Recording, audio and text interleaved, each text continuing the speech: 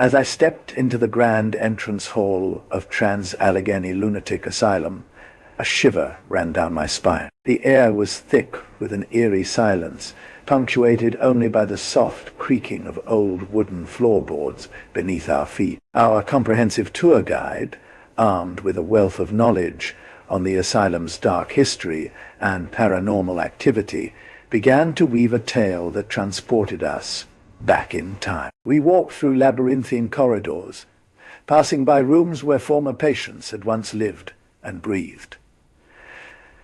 The walls, adorned with faded medical equipment and rusted hospital beds, told a story of suffering and despair. Each step revealed a new chapter in the asylum's tumultuous past, a history marked by brutality, experimentation, and tragedy. We arrived at room 7, a space notorious for paranormal activity.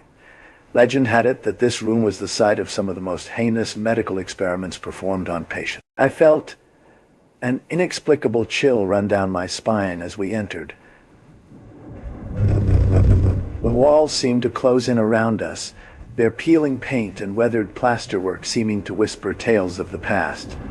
Our guide pointed out a small, intricately carved wooden box said to have belonged to one of the asylum's former administrators. It was rumored that this box was imbued with a malevolent energy, causing anyone who disturbed its contents to fall prey to an unending cycle of madness. I hesitated for a moment before reaching out to touch the box, and suddenly I could have sworn I heard the faint whisper of a voice, a soft, mournful sigh that seemed to come from all around us. As we continued our journey deeper into the asylum, we explored areas said to be inhabited by malevolent entities. Every step felt like a journey into the unknown, as if we were navigating a threshold between worlds. The air grew colder and heavier with each passing moment, until I could have sworn I saw the outline of shadowy figures lurking just beyond our perception. We arrived at room 12, a space where former patients had been subjected to brutal treatments and experiments. This was where the asylum's darkest secrets lay hidden, the site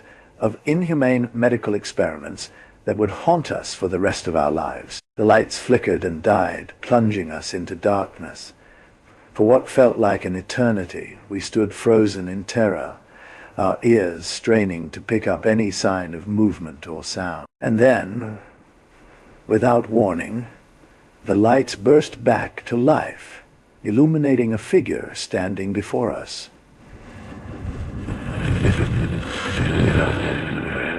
Its eyes glowed with an otherworldly intensity, its presence seeming to fill the entire room. I stumbled backward, my heart pounding in my chest, but as I looked into the figure's eyes, I saw something unexpected, a glimmer of recognition. It was as if we had all been here before, trapped in this labyrinthine world of madness and despair. And in that moment, I knew that Trans-Allegheny Lunatic Asylum was more than just a relic of a bygone era.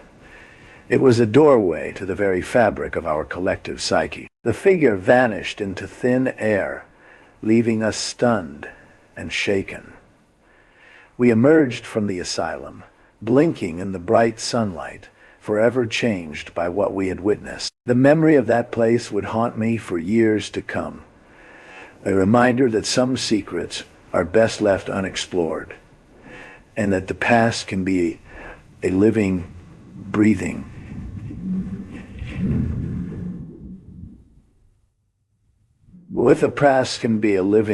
entity with a presence that transcends mortality. As I looked back at the asylum's imposing facade, I couldn't help but wonder what other secrets lay hidden behind its crumbling walls.